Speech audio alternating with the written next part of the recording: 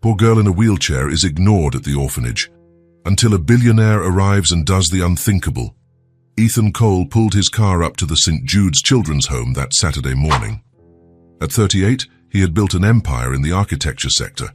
His projects were spread across dozens of cities, and his bank account had more zeros than most people could imagine. But none of that mattered to him at the moment. Wearing jeans and a plain shirt, Ethan grabbed the boxes of construction supplies he'd brought to donate. He could have sent an assistant to do it, but he preferred simple things.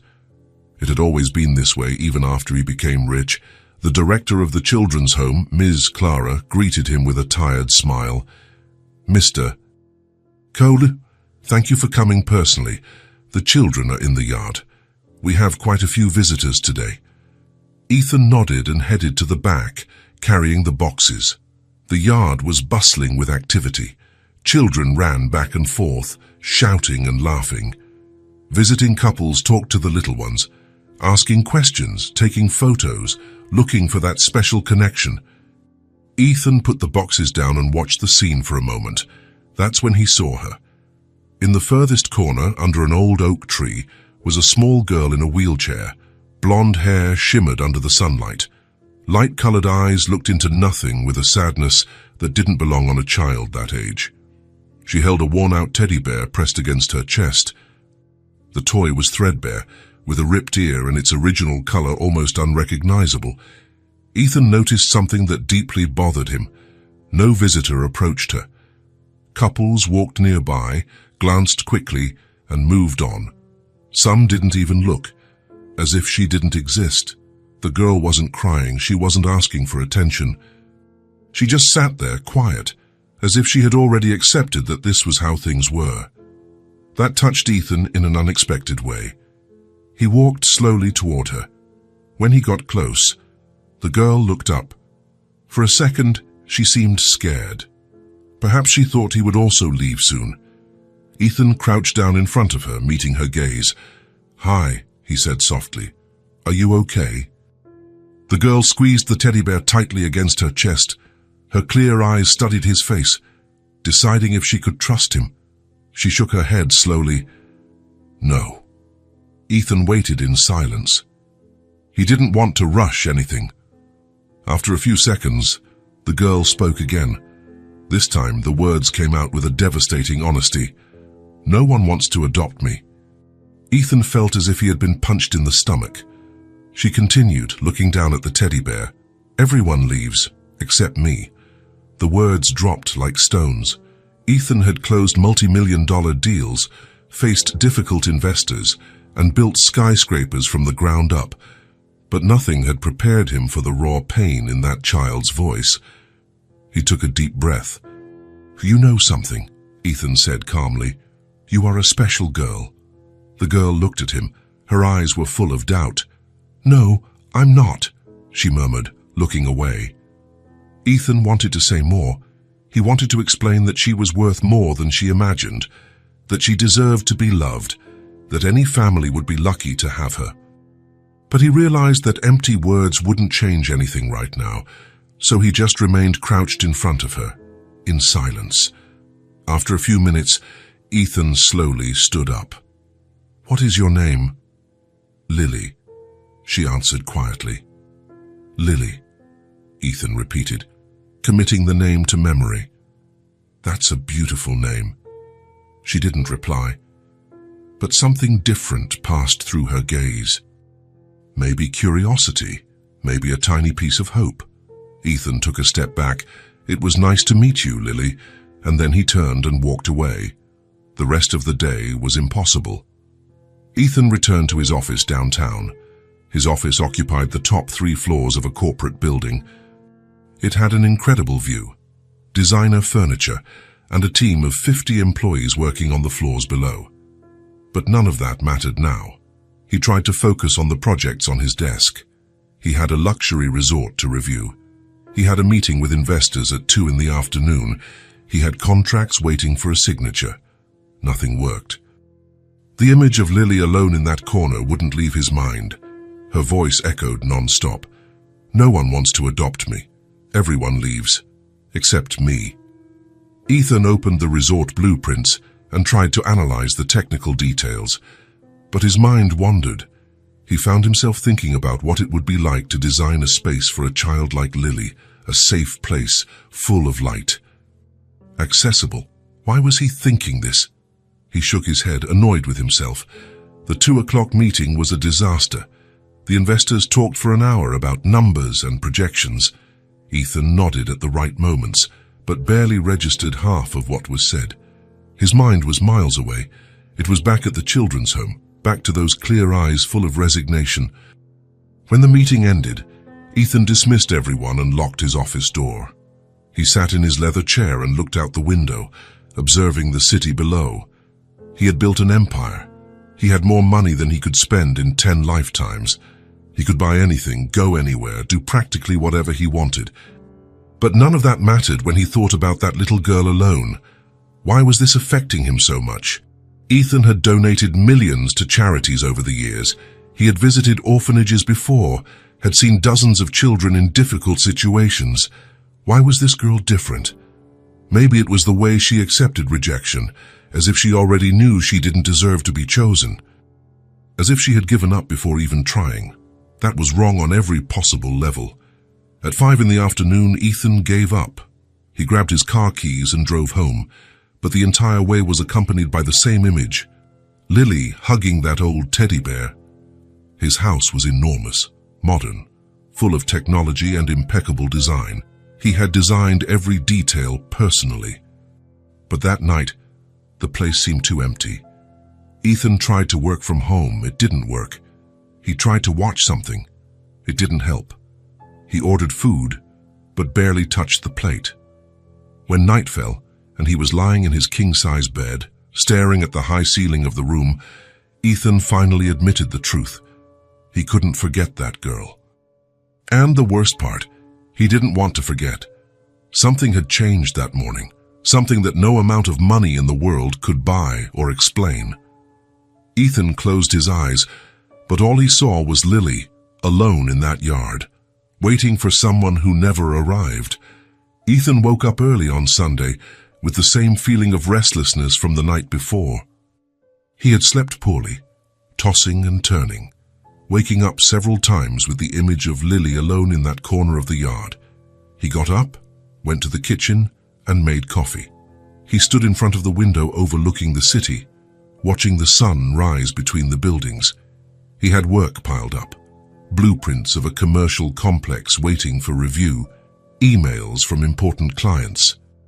He could use Sunday to catch up on everything, but at 9 in the morning, Ethan was already in his car, driving towards St. Jude's Children's Home. He hadn't planned it. He simply couldn't fight the urge to go back there. He needed to see Lily again. Traffic was light that Sunday. Ethan drove automatically, his mind distant, thinking about her reaction when she saw him. When he arrived at the children's home, the yard was much emptier than the day before. Only a few children were playing outside. No visitors in sight. Ethan parked and went straight to the yard. Lily was there, in the same place as yesterday, under the same old oak tree in her wheelchair, holding the same worn-out teddy bear against her chest. Ethan started walking towards her. Lily looked up and saw him. Her clear eyes widened slightly, surprised, and then something changed completely in her face. Lily smiled. It was a small, shy, almost imperceptible smile. But it was there, real, genuine. Her first smile in this entire story. Ethan felt something stir inside his chest. He continued walking until he reached her and crouched down in front of the chair, meeting her eye level. "Hi, Lily," he said softly. "You came back," she murmured, still with that shy smile on her lips. There was genuine surprise in her voice. "I came back," Ethan confirmed. "Do you mind if I stay here for a while?" She shook her head quickly. "I don't mind."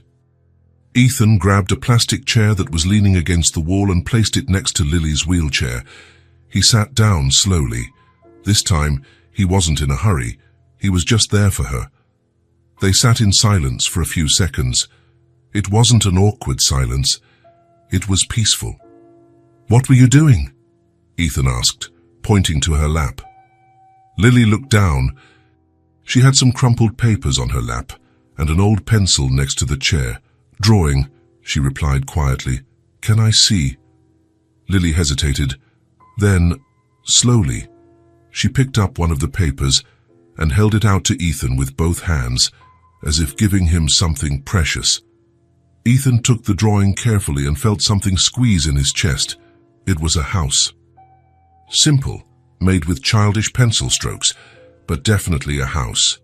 It had a triangular roof, a door in the center, and several windows, large windows, bigger than normal. The house was surrounded by flowers. There was even a sun in the upper corner of the paper. "Did you draw this?" Ethan asked, impressed. Lily nodded shyly. "I like drawing houses." "Why?" She shrugged. "Because houses are places where people stay together, where they feel safe." She paused. "Where no one leaves." The answer was so innocent and yet so profound that Ethan had to swallow hard. "You draw very well," he said sincerely. "Those big windows are a great idea. They let in a lot of light." Lily looked up at him, and there was a new curiosity there. "You like houses too?" "I build houses," Ethan explained. "I'm an architect. It's my job to design houses and buildings." Lily's eyes lit up in a way Ethan hadn't seen before. "Really? Really? Every day?" Lily was silent for a moment.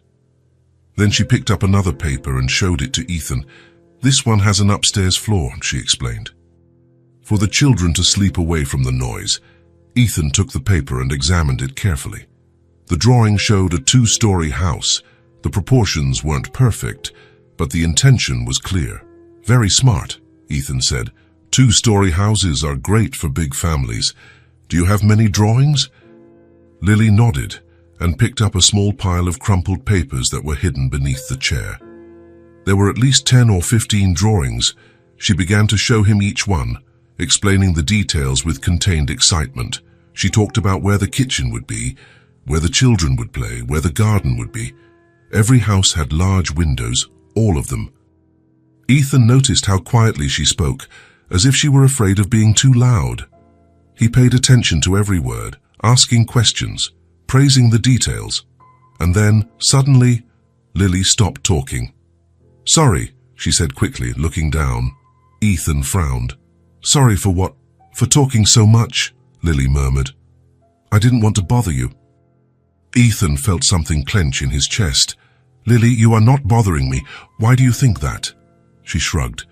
"Because people don't like it when I talk a lot." "Who said that?" Lily was quiet for a moment. "No one said it, but I noticed." She looked at him with those clear eyes full of sadness. "When I talk, people get in a hurry, or they look somewhere else, or they leave." Ethan felt a rage swell inside him. Not at Lily, never at her, but at every person who had made that child believe her voice was a nuisance. "Lily, look at me," he said gently, but firmly. She lifted her clear eyes. "I like hearing you talk. You can talk as much as you want. Your drawings are incredible. Your ideas are interesting. You don't have to apologize for anything, okay?" Lily blinked a few times, trying to process those words. "Really?" she asked in a thread of a voice. "Really?" Ethan confirmed. "I promise." She smiled again. This time the smile was a little more open. Ethan spent the next hour talking with Lily. She showed him more drawings, each with its own story. She told him about the other children at the home, about who was nice and who wasn't. She talked about Mrs. Clara, who was kind but always busy, about the teddy bear she had been given years ago. "His name is Mr. Bear," Lily explained, showing him the worn toy. "Creative name, right?" Ethan smiled. "I think it's perfect." Lily giggled. It was a low, almost shy laugh, but it was real. And then, as she put her drawings away, she said something that broke Ethan's heart. "You know, I don't understand why no one wants me." The way she said it was so natural, so devoid of self-pity, that it was even worse. It was just an observation, a fact she had accepted. "I try to be good," Lily continued, looking at her hands. "I don't make messes, I don't scream, I stay quiet. But people look at me and They leave. She paused. I think it's because of the chair. People don't want a daughter who can't walk. Lily, it's okay, she said quickly. I'm used to it. Ms. Clara said that someday someone will want me. But I think she just said that so I wouldn't be sad. Ethan didn't know what to say. There were no words that could fix years of rejection, so he simply reached out and placed his hand over her small hand. You are special, Lily. Very special. Anyone with eyes and a heart can see that. He squeezed her hand gently. The chair doesn't define who you are. You are smart, creative, kind. Any family would be lucky to have you. Lily looked at him with those clear eyes full of doubt, but also with a tiny bit of hope. You really think so? I am absolutely sure. Lily smiled again. This time, the smile lasted longer, and her fingers squeezed Ethan's hand back. They continued talking. Ethan asked questions about what she liked to do besides drawing. Lily talked about how she liked listening to stories, about how Miss Clara sometimes read books to the children before bedtime. She spoke slowly, still apologizing occasionally, always checking if Ethan was still paying attention. But Ethan didn't leave. He stayed there, sitting beside her, listening to every word. At some point, Lily asked, Do you have children? Ethan blinked. No, I don't. Why? He thought for a moment. I guess I never found the right time. I've always been too busy with work. Lily nodded slowly. You would be a cool dad, she said simply. Ethan felt something stir inside his chest, a feeling that was growing with every passing second he spent with that girl. When it was finally time to go, Ethan slowly stood up. I have to go now, Lily. She tried to hide the disappointment, but Ethan saw it. That's okay, she said quietly, hugging Mr. Bear. But I'll be back, Ethan quickly added, crouching down to her level. Can I come back? Her eyes lit up. You can, really. Really, I want to keep seeing your drawings. Lily smiled again. See you later, Lily. See you later, Ethan. He walked to the car with a different weight in his chest. It was something profound, something he hadn't felt in a long time. The entire drive back, Ethan couldn't stop thinking about Lily. He thought about the way she apologized for everything, as if she was afraid to exist and take up space, as if she had learned to make herself small so as not to bother anyone. He thought about how she talked about rejection with an acceptance that no 6-year-old child should have. He thought about the shy smile when she saw him arrive. He thought about the drawings of houses, all with large windows letting the light in. Houses where people stayed together, where no one left. When he got home, Ethan went to the office. He sat in his chair and stared at the wall for a long time. That child deserved more. She deserved a family, a home, someone who would make her feel that she didn't need to apologize for existing. Ethan spent the entire night thinking. He walked through the enormous house, through the empty hallways, looking at the rooms that were never used. He tried to imagine what it would be like to have Lily there. The house suddenly seemed too big, too empty. Was he crazy? He was single. He had never been married. He worked 60 hours a week. He traveled frequently. He had zero experience with children. But none of that seemed to matter when he thought about her face, about those clear eyes full of fragile hope. At 3 a.m, Ethan was still awake, sitting on the balcony, looking at the city below. He wanted to protect that child. He wanted to give her everything she deserved. He wanted to see her smile without fear, draw without apologizing, talk without thinking she was being a nuisance. He wanted to be the person who stayed, who didn't leave. It was a crazy decision, impulsive, completely out of character for him, but it was the most certain decision he had ever made. On Monday morning, Ethan woke up with a clarity he hadn't felt in years. He had barely slept, but he was completely alert. He knew exactly what he needed to do. At 8 o'clock sharp, he picked up the phone and called the children's home. The phone rang 3 times before someone answered. St. Jude's Children's Home, Clara speaking. Clara, good morning. It's Ethan Cole. Mr. Cole, good morning. How can I help you? Ethan took a deep breath. I would like to talk about the adoption process.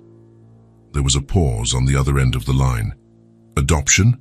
Clara repeated, surprised. Yes. I would like to start the process to adopt Lily. Another pause. Longer this time. Mr. Cole, that is wonderful news, Clara said, and Ethan could hear the genuine emotion in her voice. But I need to explain that the process is long. There are psychological evaluations, background checks, home visits, paperwork. I understand, Ethan calmly interrupted. I'm willing to do everything necessary. How long does it usually take? It can take a few months, sometimes longer, Clara explained. But for someone like you with proven financial stability and no record, the process can be faster. What do I need to do first? We need to schedule a meeting. There are forms to fill out, initial interview. Clara paused. Mr. Cole, may I ask what led you to this decision? Ethan looked out the window. Lily is a special child. She deserves a family, and I want to be that family for her. He could hear Clara smiling on the other end. That is incredible. Lily is one of the sweetest children who has ever been here. But, well, you saw, people are afraid because of the wheelchair. The chair is not a problem for me, Ethan said firmly. I know. I realized that on Saturday when I saw you with her. They talked for 20 more minutes. Clara explained each step of the process, the documents he would need to gather, the evaluations he would face. Ethan carefully noted everything down. When he hung up the phone, he sat in silence for a moment. He had made the decision. Now he needed to do everything right. Ethan decided right then and there that he wouldn't tell Lily anything yet. He didn't want to raise her hopes in case something went wrong. Adoptions could be complicated. They could fall through. They could be denied. He didn't want to hurt Lily with empty promises. He didn't want to see that hope in her eyes turn into another disappointment. So he would do everything in silence. He would gather the documents. He would go through the interviews and evaluations. He would wait for the approval of each step, and only then, when he was absolutely sure it would work out, would he tell her. But in the meantime, he would keep visiting. He would continue to be a constant presence in her life. He would keep showing her that he wouldn't leave, because deep in his heart, Ethan already knew a simple truth. Lily had already found a permanent place in his heart, and he would do absolutely anything to give her the home she so deserved. The following weeks turned into a routine that Ethan never imagined having, but which quickly became his favorite part of the day. He visited Lily 3 and sometimes 4 times a week, on Tuesdays, Thursdays, and always on Saturdays. Sometimes he showed up by surprise on Wednesdays too, just to see her face light up when she saw him coming. The adoption process was underway. Ethan had filled out mountains of paperwork, gone through 2 long interviews with social workers, and his house had already been inspected. Everything was going well, better than he expected. But he still hadn't told Lily anything. He wanted to wait until he was absolutely sure, until he held the final document in his hands. Only then would he tell her. Meanwhile, he was building something more important than any official paper: trust. It was a Thursday afternoon when Ethan arrived at the children's home and saw something different. Lily wasn't under the oak tree. She was near the patio door, in her wheelchair, with Mr. Bear on her lap, looking toward the entrance, waiting. When she saw him, her face completely lit up. "Ethan," she called, waving her small hand. Ethan felt something warm spread through his chest. She was waiting for him, truly waiting. He walked up to her and crouched down. "Hi, Lily. Were you waiting for me?" She nodded enthusiastically. "I knew you were coming today. You always come on Thursdays." Ethan smiled. She had noticed the pattern of his visits. She was paying attention. "I brought something for you," he said, taking a new drawing pad and a box of colored pencils from his backpack. Lily's eyes widened. "For me? Just for you?" She took the pad with both hands, as if it were the most precious thing in the world. She ran her fingers over the smooth cover. "Thank you," she whispered, hugging the pad to her chest. "Shall we draw together today?" Ethan asked. Lily nodded with such excitement that he chuckled. They sat down in their usual spot, under the oak tree. Ethan grabbed his own plastic chair and settled next to her. Lily opened the new pad carefully, as if afraid to spoil it. She chose a blue pencil from the box and began to draw. Ethan picked up a paper and started making a sketch too. Nothing too elaborate, just a simple house. Lily stopped drawing for a moment and watched his work. "You draw fast," she commented. "Many years of practice," Ethan explained. "But you also draw very well." They continued in comfortable silence for a few minutes, each focused on their own drawing. Then Lily asked something that made Ethan stop. "How do you make a house be born?" Ethan looked at her. She was looking at his drawing with genuine curiosity. "What do you mean, be born? Like, how do you make a house come out of nowhere and become real?" Ethan thought for a moment, choosing the right words. "I start with an idea, just like when you start a drawing. First, I think about what the house needs to have. How many rooms, where the kitchen is, where the light comes in. Then I draw all of that on paper, and then other people help build it for real." Lily processed that in silence. "So houses are born from people too?" Ethan smiled. "What a beautiful question." "They are born from their hearts," he answered softly. "Every house I design starts with what the person needs, what they dream of. So yes, they are born from hearts." Lily smiled and returned to her drawing, but Ethan noticed that she was drawing more carefully now, paying more attention to the details. "Ethan," she called after a few minutes. "Yes? Can you teach me to draw a real house, like the way architects do?" "Of course I can." Ethan grabbed a clean sheet and started drawing slowly, explaining each line. Lily watched with full attention, asking questions about every detail. Why is this wall thicker? Because it holds the weight of the upstairs floor. And why is the window here? To let the morning light into the bedroom. Lily absorbed everything like a sponge. When Ethan finished the basic drawing, she took her own paper and tried to copy it, using the techniques he had shown her. The result wasn't perfect, but it was much better than her previous drawings. It had more structure, more thought. "That's incredible," Ethan said with genuine pride. Lily looked at her own drawing and smiled. It was a smile full of accomplishment. "Thank you for teaching me. Thank you for wanting to learn." As the weeks passed, Ethan noticed subtle but important changes in Lily. She spoke more, without apologizing for every sentence. She laughed more, low but genuine sounds. She asked more questions, about architecture, about his job, about the world outside the children's home. And, most importantly, she was starting to truly trust him. It was on a Tuesday that it happened. Ethan was showing Lily photos of a recent project on his tablet when she asked, "Ethan, are you going to stop coming one day?" The question was so direct, so vulnerable, that he felt his heart clench. He put the tablet down and looked directly at her. "Why do you ask that?" Lily shrugged, fidgeting with Mr. Bear's fur. "Because everyone stops. People come and stay for a while, and then they stop. It's always like that."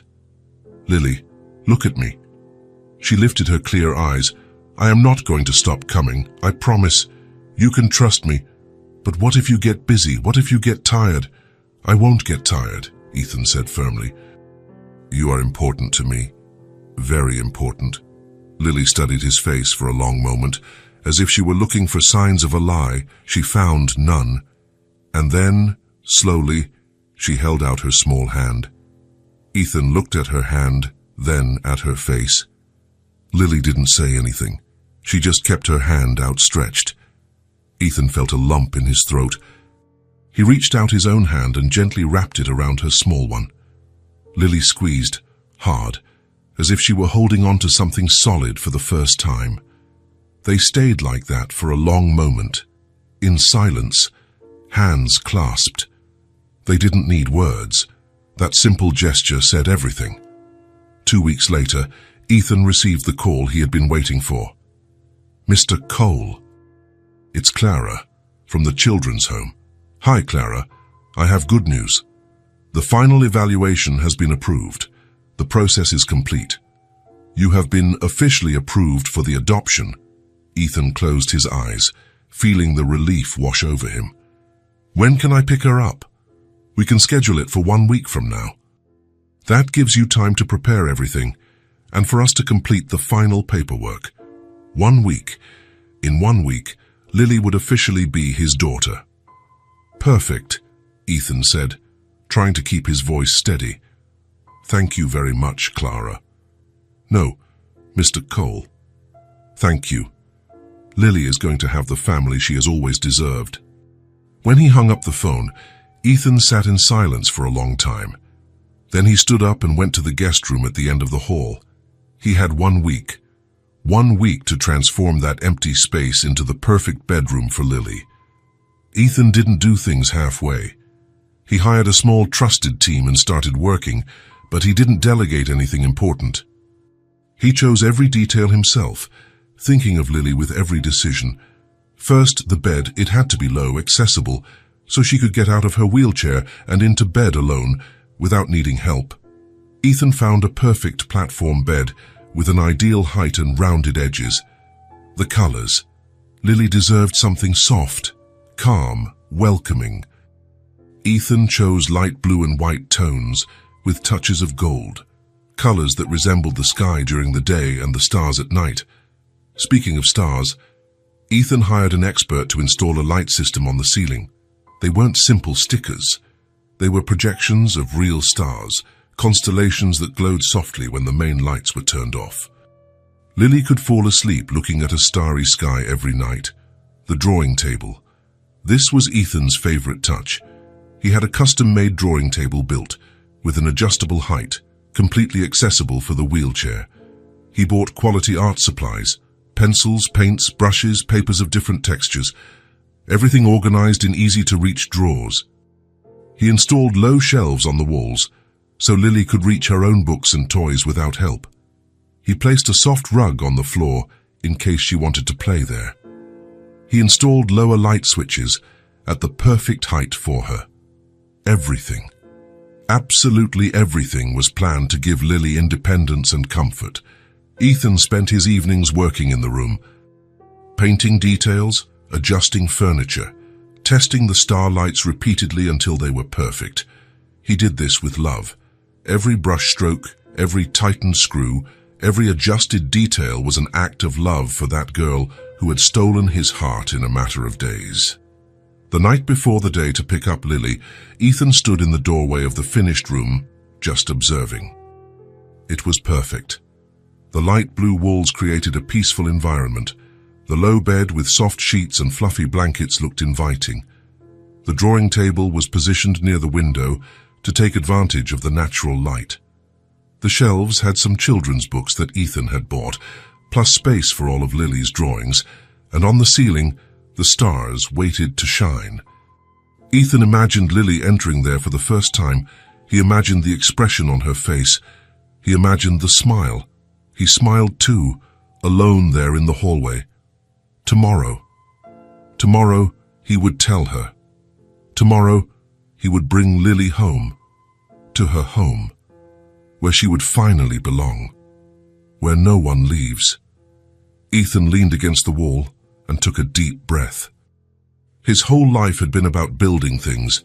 Buildings, houses, impressive structures. But this was different. This wasn't about bricks and concrete. It was about building a family, a home, a future. And Ethan was ready. More ready than he had ever been for anything in his life. The next morning, Ethan woke up early. He put on a simple but neat outfit. He had coffee but barely touched the food. The anxiety was a good kind. It was excitement. It was the beginning of everything. At 9 o'clock, he was in the car, driving towards St. Jude's Children's Home, with the final adoption document on the passenger seat, and his heart full of love for a clear-eyed girl who would soon officially be his daughter. Lily had no idea what was about to happen, but Ethan couldn't wait to tell her, to see her face when she found out. to bring her home, to start the life they both deserved, together. Ethan parked the car in front of St. Jude's Children's Home and sat for a moment, just breathing. The final adoption document was carefully folded in the inner pocket of his jacket. He had read and reread that paper so many times in the last 24 hours that he already knew every word by heart. But it wasn't about the paper. It was about what that paper meant. Lily would officially be his daughter, legally, permanently, forever.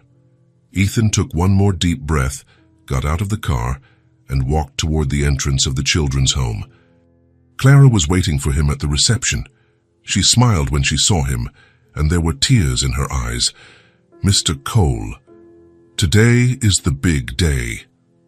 "Today is the big day," Ethan repeated, feeling his own voice falter a little. "Lily is in the yard, as always. She has no idea. I thought it best to let you tell her. Thank you, Clara, for everything." She nodded, discreetly wiping her eyes. "Go. She's waiting for you." Ethan walked through the familiar corridor, each step echoing on the old linoleum floor. His heart was beating so hard he could hear his own pulse. When he opened the yard door, he saw her immediately. Lily was under the oak tree, as always, in her wheelchair, with Mr. Bear on her lap, looking at a drawing in the pad Ethan had given her. When she heard the door open, she looked up, her face instantly lit up. "Ethan," she waved, smiling that smile that now came easier, more natural. "You came. I was drawing the house you taught me yesterday, but I think I got the window proportion wrong." She kept talking as Ethan walked slowly toward her, but he barely registered the words. He was absorbing every detail, her blonde hair shining in the morning sun, her clear eyes full of life, the genuine smile, his daughter. Ethan stopped in front of her and crouched down, meeting her eye level, as he had done so many times before. But this time was different. Lily noticed something on his face. "Ethan, is everything okay?" she asked, her voice suddenly worried. Ethan smiled, feeling his own eyes sting. "Everything is more than okay, Lily." He took a deep breath. "Lily, I need to tell you something." She squeezed Mr. Bear to her chest, her eyes wide and attentive. Ethan took her small hand with his. "You know all those times I came to visit you, all the conversations we had, all the drawings we made together." Lily nodded slowly. "I came because you are very special to me, more special than anyone I have ever met in my life." Her eyes filled with confusion and hope at the same time. His voice failed. He cleared his throat. "I asked if I could be your family, if I could adopt you, and they said yes." Lily froze completely. She didn't even breathe. "Lily," Ethan said softly, squeezing her hand, "you're coming home with me. Today." The silence that followed seemed to last an eternity. Lily just stared at him, her clear eyes enormous, processing the words, trying to understand if she had heard correctly. "What?" she whispered. "You're going to live with me. I'm going to be your dad. If you want me to... Her voice completely failed her, and then it all happened at once. Lily's face contorted. Her eyes filled with tears that started streaming down her cheeks, but at the same time, she started to laugh, a choked-up laugh, full of raw emotion. She was laughing and crying simultaneously, unable to control either one. "Really?" she managed to ask between sobs and laughs. "Really, truly?" "Really, truly," Ethan confirmed, and now he was crying too. Lily let go of Mr. Bear onto her chair and lunged forward, wrapping her arms around Ethan's neck with unexpected strength for someone so small. She hugged him as if her life depended on it, as if she was afraid he would disappear if she let go. Ethan wrapped her in his arms, lifting her from the chair and holding her against his chest. She was so light, so small, but the hug was so strong.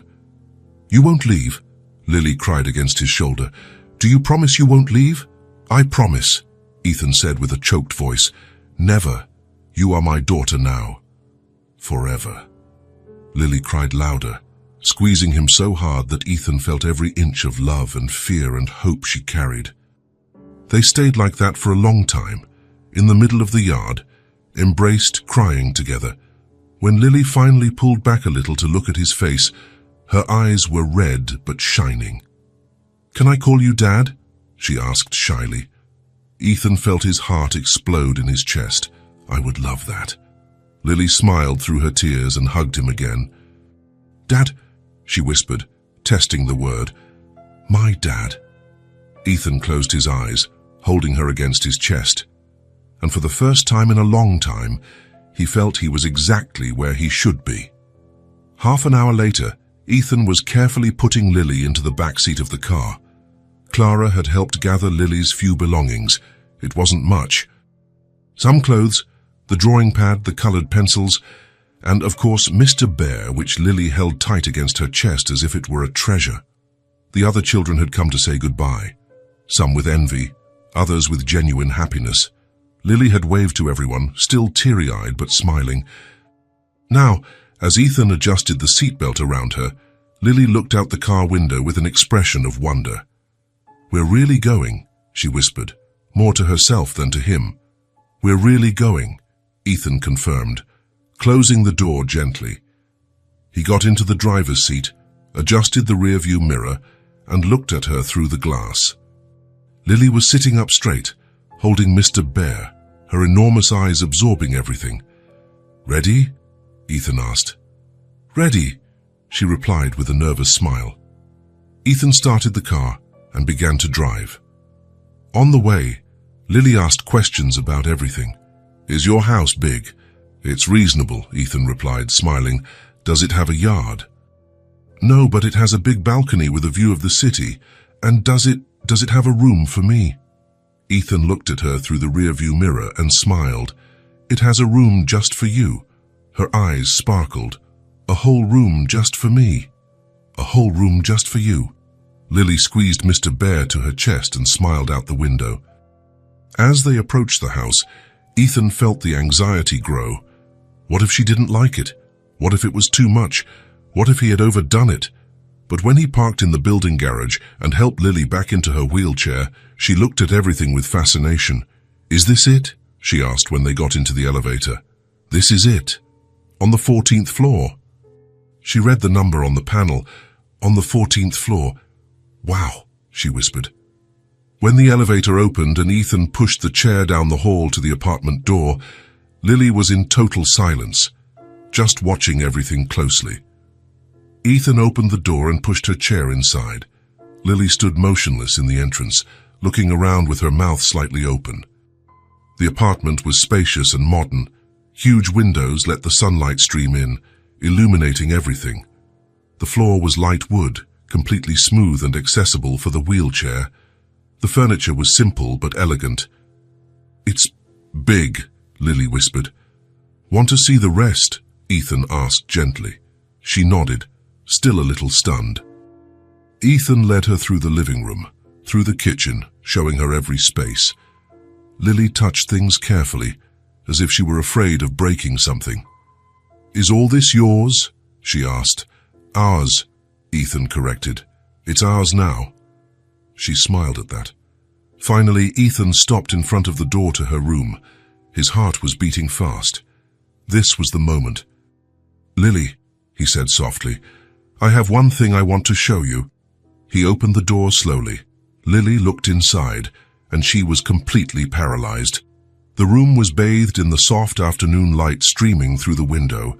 The light blue walls created a calm, welcoming environment. The low bed was made up with soft sheets and fluffy pillows. The drawing table near the window had organized art supplies. The shelves had books and space for drawings, but Lily wasn't looking at any of that yet. She just looked at the room as a whole, trying to process it.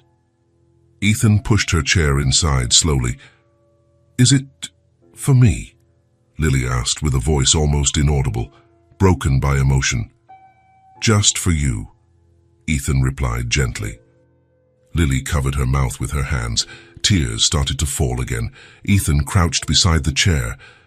Everything here was made thinking of you. The bed is low for you to reach it alone. The table is adjustable. The shelves are at the right height. Everything is accessible. Lily couldn't speak. She just looked at everything, tears running freely down her face. Slowly, she let go of Mr. Bear onto her lap and reached out to touch the bed. Her fingers ran over the soft fabric of the blanket. Then she touched the drawing table, the organized pencils, the books on the shelf. Every touch was delicate, reverent, as if she couldn't believe all of this was real. "Ethan," she finally whispered. "It's the most beautiful room I have ever seen in my life." "There's one more thing," Ethan said with a smile. He went to the switch and turned off the main lights. Immediately, the ceiling lit up with hundreds of small, bright stars. Entire constellations projected onto the white ceiling, creating a perfect night sky. Lily gasped. "Are stars?" she whispered, looking up in total awe. "There are stars on the ceiling, for you to look at every night before you sleep," Ethan explained. Lily started crying again, but they were happy tears. She looked at the stars with an expression of pure wonder. No one ever, she couldn't form the sentences. Ethan approached and hugged her from behind, resting his chin lightly on her head. "You deserve all of this and much more," he said softly. "Welcome home, Lily." Lily turned in her chair and hugged Ethan with all the strength she had. "Thank you," she cried. "Thank you, thank you, thank you." Ethan held her, stroking her blonde hair gently. "You don't have to thank me. You're my daughter now. Taking care of you is what I want to do most." They stayed like that for a long time, embracing under the artificial stars, which shone as real as anything Lily had ever seen. That night was magical. Ethan prepared Lily's favorite dinner, simple spaghetti with tomato sauce, which she had mentioned once in their conversations. They ate together at the kitchen table, Lily still looking around every now and then, as if she needed to make sure everything was real. After dinner, Ethan helped Lily get ready for bed. He had bought soft, comfortable pajamas for her. He had adjusted everything in the bathroom to be accessible. When Lily was lying in her new bed, under the soft blanket, with Mr. Bear beside her, Ethan sat on the edge of the bed. "Comfortable?" he asked. "It's the softest bed I've ever laid in," Lily said with a sleepy smile. Ethan smiled and brushed a lock of blonde hair from her face. "If you need anything during the night, you can call me. My room is right down the hall. Okay. Good night, Lily." "Good night, Dad." Ethan felt his heart clench with emotion. He leaned in and gently kissed her forehead. "Good night, sweetheart." He stood up and went to the door, leaving only a small nightlight on. The stars on the ceiling shone softly. "Ethan," her voice called before he left. "Yes, this is real, right? I'm not going to wake up and be back at the children's home." Ethan went back to the bed and crouched down again. "It's real. You are home. You're home. And you'll be here tomorrow morning, and the day after tomorrow, and every day after that." Lily smiled, finally completely relaxing. "Thank you for choosing me," she whispered. "Thank you for letting me be your dad," Ethan replied. Lily closed her eyes, holding Mr. Bear against her chest. Ethan stayed there for a few more minutes, just watching her fall asleep, watching her face completely relax, without tension, without fear, just peace. When he finally left the room and closed the door slowly, he leaned against the hallway wall and took a deep breath. She was home. Lily was finally home. And Ethan had never felt so complete in his life. That night in their respective rooms, both Ethan and Lily slept better than they had in years. Lily, under the artificial stars that shone softly on the ceiling of the room that was all hers. Ethan, with his heart full of peace, knowing that he had done the most important thing he would ever do in his life.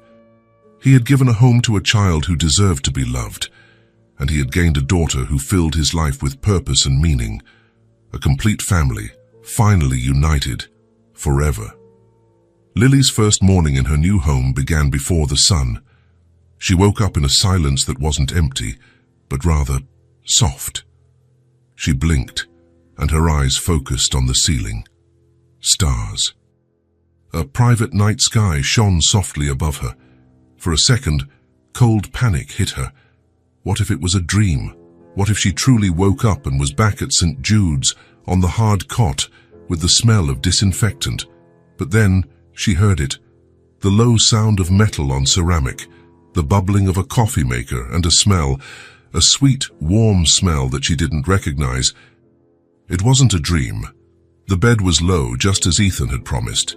With an effort that became smaller every day, she wheeled herself into the wheelchair. The wooden floor was smooth and perfect, and she rolled silently down the hallway, following the sound and the smell. Ethan was in the kitchen, his back to her, wearing a t-shirt and sweatpants. He was focused on a frying pan, and the sweet smell came from there. "Good morning," she said, her voice small in the large apartment. Ethan turned around instantly, and the smile on his face dispelled any remnants of her fear. "Good morning, Em. Sleep well." "I slept with the star," she replied. "I'm glad. Are you hungry? I'm attempting pancakes." Lily rolled closer, curious. She had never eaten pancakes. They ate at the large kitchen table, the morning light flooding the space. Ethan's pancakes were a little crooked and burnt at the edges, but for Lily, it was the best meal of her life. That first breakfast was the foundation of their new routine. A gentle, unhurried routine began to form. Ethan, to the surprise of his entire team, started working predominantly from home. The CEO of one of the country's largest architecture firms now held his meetings via video, with his office door ajar. Mornings were sacred. They started with coffee together. Ethan asked easy questions, like what colors she liked best or what animal she thought was the funniest. Then it was art hour. Lily went to her drawing table in her room with her new pencils and hardcover pad. Ethan brought his laptop to the dining table, just a few feet away, and they worked in a companionable silence. He watched her out of the corner of his eye. He noticed the changes.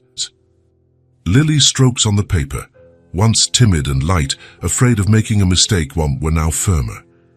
She no longer apologized when a pencil tip broke. She simply picked up the sharpener. She started mixing paints, discovering new colors, unafraid of making a mess. In the afternoon came play breaks. Ethan's apartment, once a minimalist, silent sanctuary, now echoed with laughter. Lily's favorite game was the wormhole. Ethan pushed her in the wheelchair at full speed down the long wooden hallway, making tight turns and vroom-vroom sounds, always ending with a tickle attack in the living room. The place that was a house was now becoming a home. And with comfort came curiosity. Lily, feeling safe to talk without being a nuisance, began to ask questions, and her focus was on Ethan's mysterious job. "Dad," she called one day.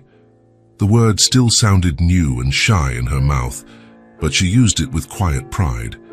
Ethan put down the tablet he was reviewing instantly. "Yes, Em?" She rolled up to him, a drawing in her hand. It was another house. How do you know the house won't fall down when you make a real one?" Ethan blinked, surprised by the depth of the question. "Well," he said, thinking how to explain, "the house has a skeleton just like us. It's the beams and columns. They hold all the weight so the walls don't collapse." "A house skeleton?" She giggled. "Exactly." Seeing the genuine interest in her eyes, Ethan did something impulsive. He went to his office and came back with a large roll of paper. It was a real project, a blueprint of a beach house. He spread it out on the dining table. Lily's eyes widened. It was a sea of blue lines, symbols and numbers. "This is yours. Is it a map?" "Almost. It's a floor plan. It's like looking at the house from above, ours without the roof." She traced the thin lines with her finger. "Where is the door?" "Here," Ethan pointed. "And this is the living room. And here." "Windows," Lily interrupted, pointing. "They are very big windows." Ethan smiled. "And why are they big?" "To let the light in," she replied, as if it were the most obvious thing in the world. He felt a lump of pride in his throat. She wasn't just looking, she was seeing. The real moment of connection happened on a rainy Saturday. The rain lashed against the huge windows, and the world outside seemed grey and distant. Ethan decided to organize his home office, which was full of material samples from old projects.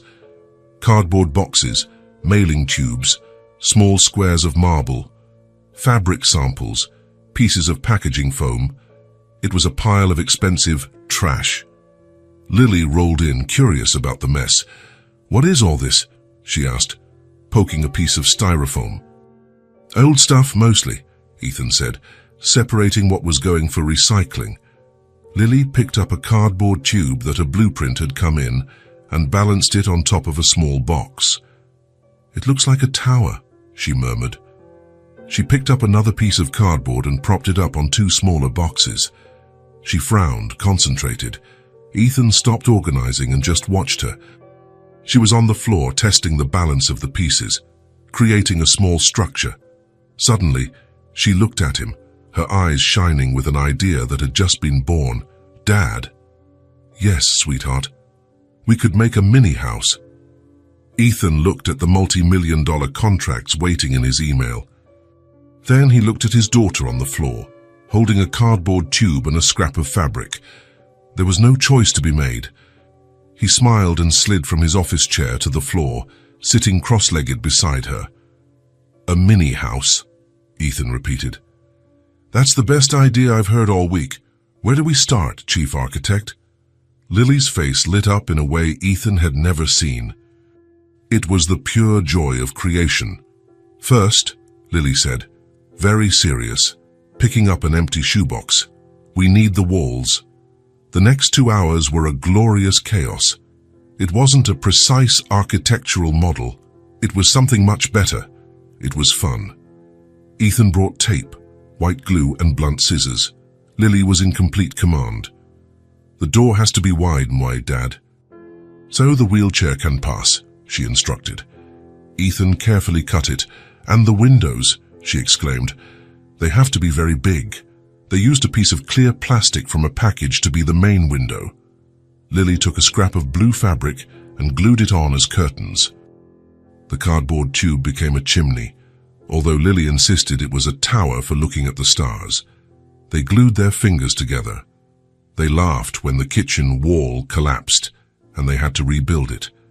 Lily drew tiny furniture on scraps of paper and glued them inside. When they finished, they stepped back to admire their work. It was a lovely mess. The glue was still drying, the walls were crooked, and the tower was dangerously leaning to the left. "It's perfect," Lily whispered, awestruck. Ethan looked at the crooked cardboard structure and then at his daughter's face, smeared with glue and happiness. "Yes, Em," he said, his voice thick with emotion. "It's perfect." That rainy afternoon on the office floor, Ethan and Lily didn't just build a cardboard house. They started building something much more lasting. It was the beginning of a creative bond, a secret language of projects and dreams that belonged only to the two of them. Happiness had become the new normal. Their routine was a cocoon of security. Pancake mornings, drawing afternoons, evenings watching animated movies with Lily curled up in a blanket on the sofa. The crooked cardboard mini house they built now occupied a place of honor on her bedroom shelf. Lily's room, with its stars on the ceiling, was her sanctuary, until the night the past broke down the door. It was 3 a.m. Ethan woke up instantly, his heart pounding. It wasn't a gradual sound, it was a scream. A sharp scream full of pure terror coming from Lily's room. Ethan jumped out of bed and ran down the hallway, almost skidding on the wooden floor. He flung open her bedroom door. Lily was sitting up in bed, her eyes wide and but completely empty. She was shaking violently, clutching Mr. Bear. The stars on the ceiling still shone softly, a mockery of the peace that had been broken. "Dad!" she screamed, even though he was already there. "Lily! I'm here!" He ran and sat on the bed, wrapping her in his arms. She was drenched in cold sweat. She grabbed him, burying her face in his chest, trembling so hard that her teeth chattered. "What is it? A nightmare? You're safe. You're home." She couldn't speak, just sobbed. But it wasn't a cry of sadness. It was a cry of panic. It took 20 minutes for her to stop shaking. Ethan held her the whole time, gently rocking her, telling her it was okay. "What did you dream of, Em?" She shook her head against his chest. "I don't know. It wasn't a dream. It was noise." "What noise?" "Very loud. And lights, white and red lights, flashing. And smell." She sniffled. "Smoke smell." Ethan felt a chill. "It's okay now. It was just a bad dream." But it wasn't. It happened again 3 nights later. This time, he heard her scream about glass, and again the following week. Lights, noise, smoke, and a feeling of total darkness, of being trapped. The third time, as Ethan was comforting her, Lily looked at him, her clear eyes filled with a terrified confusion. She didn't look like a 6-year-old. She looked like an old soul holding a secret that even she didn't know. "Dad," she whispered, her voice hoarse from crying so much. "Yes, sweetheart. Did something bad happen to me?" Ethan stopped rocking her. He looked her in the eyes. "What do you mean?" Before the children's home. I don't remember anything from before, but in my dreams, and it hurts. There's something bad." "Did it happen?" Ethan felt the floor disappear. He had been so focused on building her future that he had never stopped to investigate her past. He adopted her because he saw her, because he loved her. He didn't know where she had come from. He didn't know why she was in a wheelchair. He never asked, and she was too small to tell. He kissed her forehead. "I don't know, Lily, but I will find out. I promise." The next day, Ethan drove to St. Jude's. He looked calm on the outside, but inside a cold anger grew, not at Lily, but at the world that had allowed her to suffer alone for so long. Clara greeted him at the reception, surprised. "Mr. Cole, good to see you. Is Lily all right?" "She's having nightmares," Ethan said, getting straight to the point. "Clara, I need to know how she got here. I never asked for the details. I need her complete file." Clara's tired smile disappeared. She nodded solemnly. "I thought the social workers had explained, but the process was so fast. Come with me." She led him to the archive room. She pulled out a thin, yellowed folder with the name Lily handwritten on it. She opened it on the desk. Ethan started reading, and his world crumbled. It wasn't a long story. It was a short, brutal police report. Date, 3 years ago. Victim 1, driver, and Victim 2, passenger, deceased at the scene. Victim 3, Lily, 3 years old, found trapped in the back seat, cause of accident, high-speed frontal collision. There were photos. Ethan looked away. He read the medical report attached. The collision, the impact, the spinal cord injury, paraplegia. She was 3 years old. She survived an accident that instantly killed her parents and woke up alone in a hospital, unable to feel her legs. The white lights, the headlights of the other car, the noise, the metal twisting, the breaking glass, the red lights, the sirens of the ambulance and police, the smell of smoke, the destroyed engine, the darkness. Her, trapped, alone in the wrecked car. They weren't nightmares, they were memories. Ethan closed the folder. He was pale. "She was too small to process it," Clara said softly. "She stopped speaking for 6 months. When she arrived here, all we knew was her first name. The trauma blocked out the rest." Ethan drove home, the weight of that folder heavy in his heart. He found Lily drawing at her table. Sunlight streamed through the window, illuminating her blonde hair. She looked so peaceful. He sat beside her, in the small chair he now kept there. "Hi, Dad. Hi, Em." He waited for her to finish the stroke she was making. "Lily, remember you asked me if something bad had happened to you? She stopped drawing. She squeezed the pencil hard. Yes, I went to find out for you, because you don't need to be afraid of things you don't understand. Ethan took a deep breath, searching for the kindest words that existed. When you were very, very little, Em, you had a mommy and a daddy. Before the children's home. Her eyes widened. I did, you did, and they loved you very much.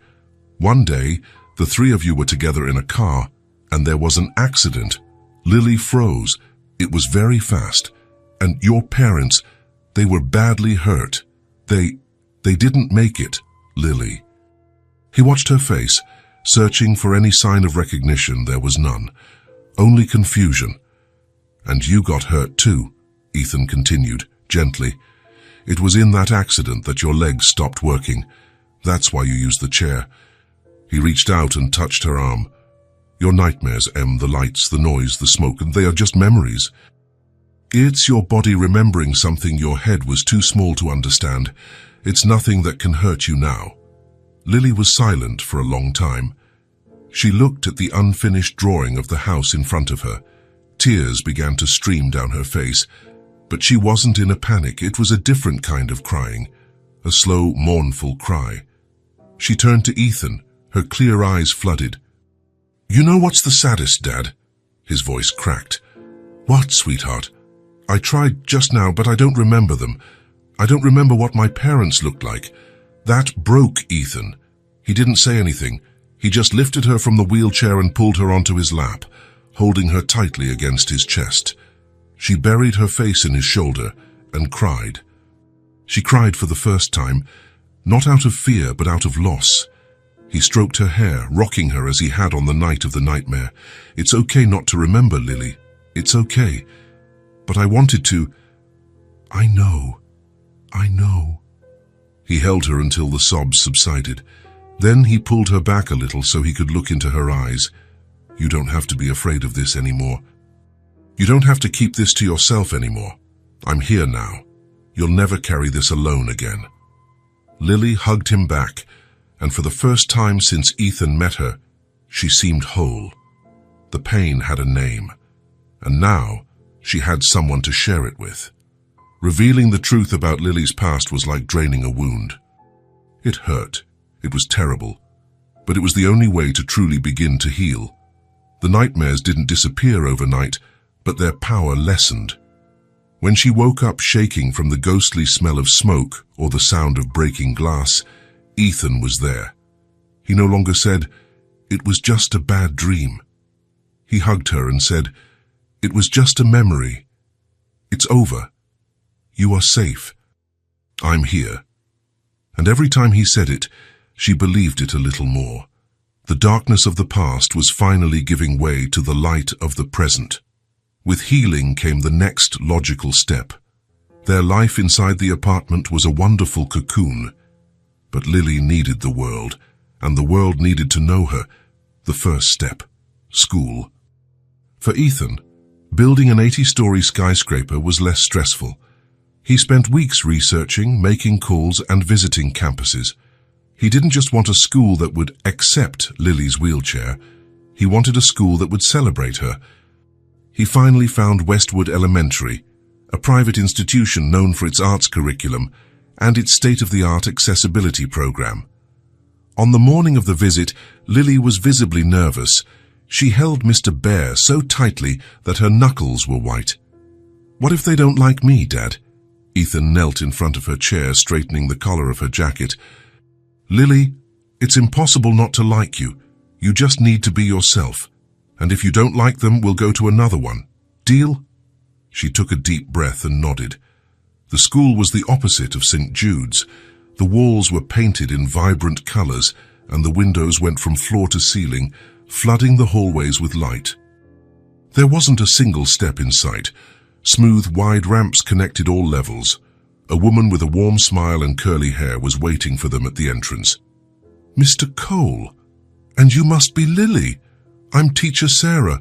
I'm so excited to finally meet you." Lily hid a little behind Ethan, but gave a small nod. Teacher Sarah didn't address Ethan. She crouched down a bit, speaking directly to Lily. I hear you're an artist. Lily's eyes lifted. I like to draw. What a coincidence, the teacher said.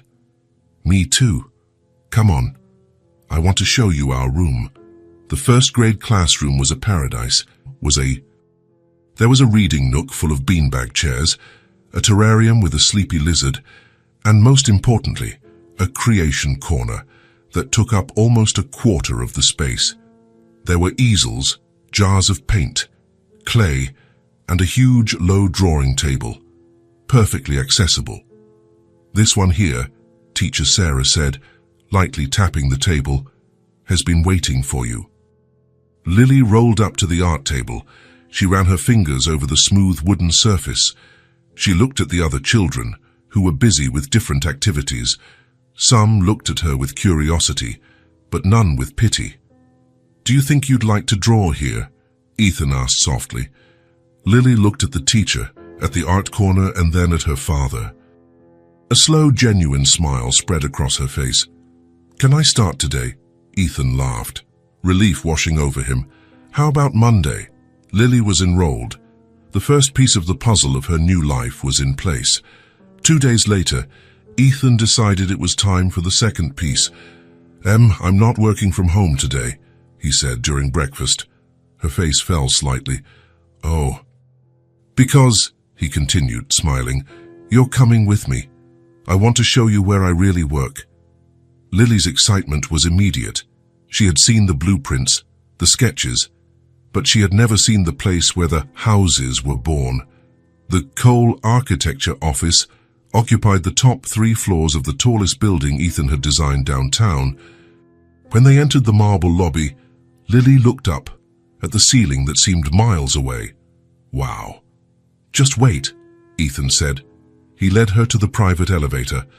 The elevator went up silently and at high speed. Lily pressed her face against the glass, watching the city shrink below them, the cars looking like ants. We're flying! She shouted, laughing. The elevator door opened directly into the office. It was a vast open-plan space, bathed in sunlight streaming through the glass walls. Dozens of people worked at modern white desks. There were huge blueprints hanging on the walls and models everywhere. Intricate, professional models of entire cities, resorts, and futuristic skyscrapers. When Ethan entered, pushing Lily's chair, the office, which had been full of the low hum of conversations and keyboard clicks, became completely silent. Everyone stopped. They had heard the rumors. They had noticed the change in the boss, Mr. Cole, the intense, workaholic and ruthless boss who demanded perfection, now left at 5 in the afternoon. He smiled during conference calls. He had cancelled 3 international trips. Now they saw why. Ethan smiled, feeling prouder than when he won his first international award. Everyone, good morning. I want to introduce you to the most important person in my life. This is Lily, my daughter. Lily blushed but waved shyly. A woman with stylish glasses and short hair approached. It was Megan, Ethan's lead designer, a woman known for her brilliance and her intimidating personality. Megan knelt beside Lily's chair, and her stern face melted into pure kindness. Hi, Lily. I'm Megan. Your dad has told me a lot about you. You work with him?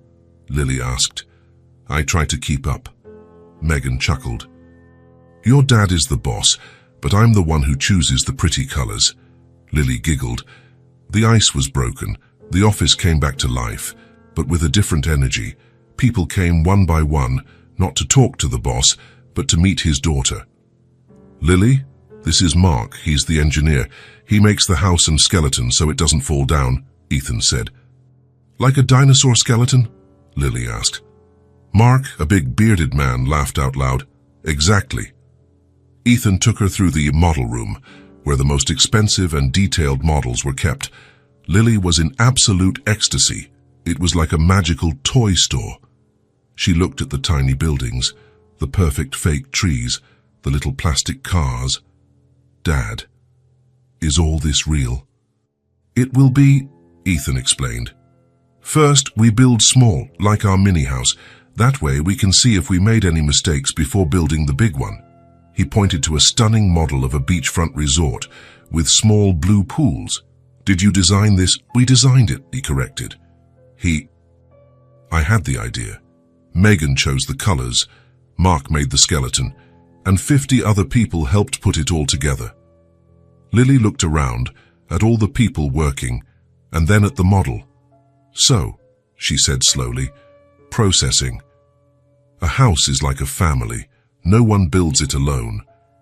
Ethan stopped. He looked at her, his heart so full it felt like it would burst. You are absolutely right, Em. No one builds it alone. He led her to his private office in the corner.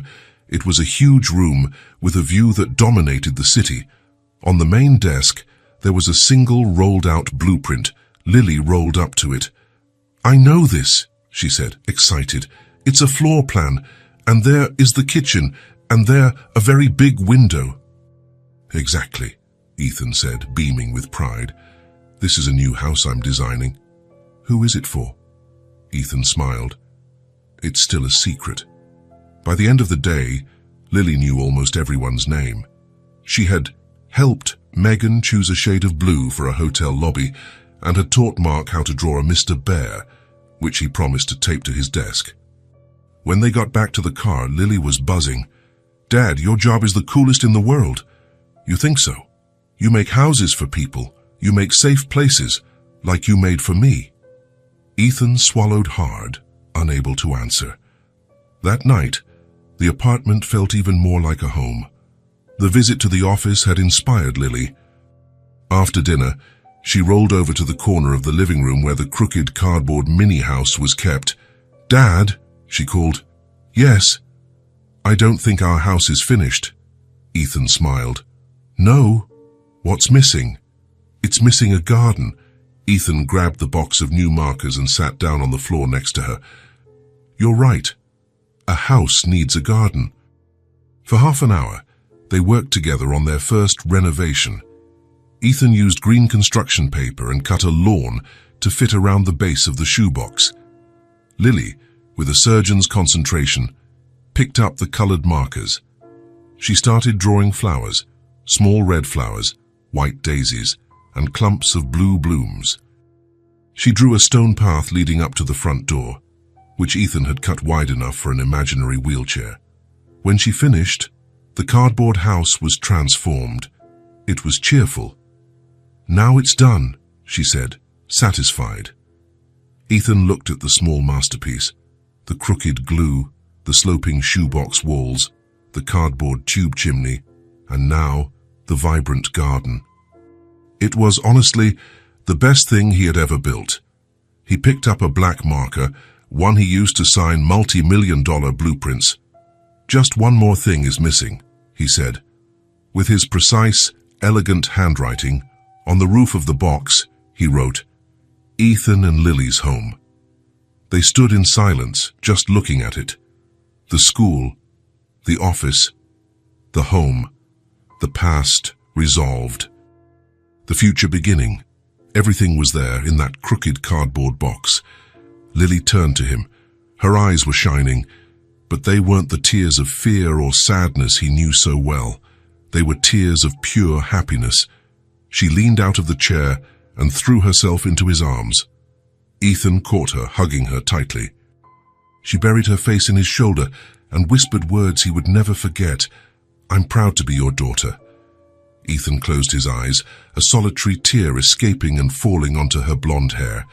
He squeezed her a little tighter, feeling her slight weight in his arms, the weight that had become the center of his universe. And I'm proud to be your dad, Lily, he replied, his voice thick with emotion. I am so proud to be your dad. The following months solidified the foundations of that new family.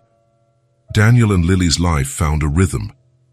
It wasn't a rigid routine, but a soft melody of moments that fit together. Mornings began with pancakes. Ethan, who once barely knew how to turn on the stove for anything but coffee, was now a proud master of making them perfectly round. They ended with the trip to Westwood School. Lily, who at first hid behind her father's chair, now rolled down the hallways with confidence, shouting "Good morning" to teacher Sarah and heading straight for the creation corner. Her drawings, once small and timid, now exploded with color and took up the entire page. Ethan had rearranged his entire life. Cole architecture was still his empire, but now he governed it differently. International trips were delegated. Meetings that stretched into the night were rare. His team, who at first found the new Mr. Cole, who smiled and kept regular hours strange, now respected him even more. He left the office promptly at 4 in the afternoon, because the afternoons were sacred. There was physical therapy, a hard work that Lily faced with a determination that surprised Ethan. It was the strong skeleton exercise, as she called it, and she celebrated every victory. And there was talk therapy, where, with the help of a gentle psychologist, Lily learned to turn the scary memories of smoke and glass into stories that could no longer hurt her. And, of course, there was playing. The cardboard mini-house, kept like a trophy, had already undergone 3 renovations and now included a garage made from a tissue box. The wormhole in the main hallway of the apartment was a daily tradition that usually ended with both of them laughing breathlessly on the living room floor. The nightmares had become distant ghosts. The stars on Lily's ceiling were now just pretty lights, a private sky that promised peaceful dreams, not a refuge from fear. She was healed. She was safe. She was home. The change was so subtle that Ethan almost didn't notice it. It was on a bright, warm Saturday morning, the kind of day that pulled the city outside. They were on the balcony, Lily drawing the outline of the distant buildings with her new colored pencils, and Ethan pretending to read the newspaper, but actually just watching her. "Dad," she said, without taking her eyes off the paper, her tongue stuck in the corner of her mouth in concentration. "Yes, sweetheart. Today is Park Day." Ethan lowered the newspaper, blinking. She didn't ask. She stated, the park. The place that, for Ethan, had always represented the opposite of that orphanage yard. At St. Jude's, she was an island, watched by visitors. The park was an ocean of people. He had never taken her, afraid that the crowd would scare her or that the curious glances might break the trust they had built. But now, she was asking. "You want to go to the park?" he asked, trying to keep his voice neutral. Lily finally looked at him. There was no fear in her eyes. There was no hesitation. There was only the certainty of a 6-year-old girl who wanted to play. "Yes, I want to go on the swing." Ethan's heart leaped. She wasn't afraid of the world. "All right, let's go to the park." An hour later, they were there. The park was full of life. Children screaming, dogs barking, families picnicking. Ethan felt a pang of protective anxiety, but Lily seemed perfectly calm. She guided the wheelchair over the gravel path with skill, as if she knew the place. Some children looked. Some adults gave a second glance, but Lily didn't notice, or maybe she simply didn't care. She wasn't looking down at her own lap as she did under that old tree. She was looking up, at the sky, at the treetops. They found the playground area, which, to Ethan's relief, was modern and accessible. There was an adapted swing with a secure seat and access ramp. Ethan transferred her from the chair to the swing and fastened the belts. "Ready?" he asked. "Hiya, Dad," she giggled, before he even started. Ethan pushed her. Slowly at first, then harder, as she asked. Lily threw her head back and closed her eyes, her blonde hair flying with the movement. The afternoon sun hit her face, and she smiled. A pure, open smile. She felt the wind on her face. It was the wind of freedom. She wasn't the girl in the wheelchair. She wasn't the orphan. She was just Lily. A girl on a swing, flying as high as she could. Ethan stopped pushing and just watched. He thought about that first day at the children's home, the silent sadness that had broken him. And he looked at her now, radiant as the sun itself, and knew that she was complete. And so was he. That night, the apartment was silent. It was a good kind of tired. the fatigue of a day full of sunshine and laughter. Lily had showered and eaten dinner, but seemed thoughtful. Ethan found her in her room, but she wasn't in bed. She was standing in front of her bookshelf, where Ethan and Lily's home was on display of honor. She was touching the crooked cardboard tube chimney. "Dad?" she called softly, still with her back to him. Ethan leaned against the doorframe. "I'm here, Em." She turned around, her eyes serious, filled with an intensity he recognized. It was the same intensity he saw in the mirror before a major project. "In your office, you build real houses. Today at the park, someone built those swings. We built this cardboard house." She paused, gathering her thoughts. "Can I build things too?" The question hit him with the force of a revelation. It wasn't a question about playing. It was a question about purpose, about the future. Ethan entered the room and knelt beside her chair, so they could look at the crooked model together. "Lily," he said, his voice full of emotion, "you already build things. You helped me build this house. You helped me choose the colors in Megan's office. You helped me, more than anything, build this family." He placed his hand over hers, on top of the cardboard roof. "But yes, you can build buildings, bridges, parks, anything you want. Architecture doesn't happen in the legs, Em. It happens here." He gently touched her head. "And it happens here." He touched the center of her chest. "And you have more heart and more brilliant ideas than anyone I know." He looked into her eyes and gave the smile that was now reserved just for her. "You can build anything you want." Lily smiled, a slow smile, full of understanding. She no longer needed to ask. She now knew. Later, the nighttime routine was complete. Pajamas on, teeth brushed. The apartment was bathed in the soft light of evening. Ethan tucked Lily into bed, pulling the soft blanket up to her chin. Mr. Bear was settled beside the pillow. The stars on the ceiling shone softly. "Good night, sweetheart," he said, leaning in to kiss her forehead. He straightened up to leave, but her voice stopped him at the door. "Ethan," he stopped. She rarely called him that. It was the name she used when something was very, very important. He turned around. "Yes, sweetheart." Lily didn't say anything. She just opened her arms. An invitation, a summary of everything. Ethan felt a lump in his throat. He went back and sat on the edge of the bed. He pulled her into a hug, and she wrapped around him with all her strength.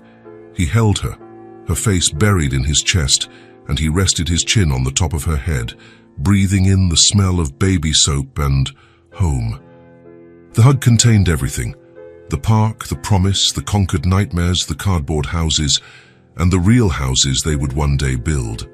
Lily sighed, a sound of pure peace, and her body relaxed in his arms, the day's tiredness finally winning. She fell asleep there, safe in his embrace. Ethan didn't let go. He stayed there, sitting on her bed, holding his daughter. He looked up at the ceiling, at the private night sky he had created for her. The stars gently illuminated the final scene: the billionaire who had everything and had nothing, and the girl who had nothing and became everything. With her comforting weight in his arms, Ethan closed his eyes, his heart full and peaceful. And there, under the glow of 1,000 artificial suns, they fell asleep in peace, a complete family forever.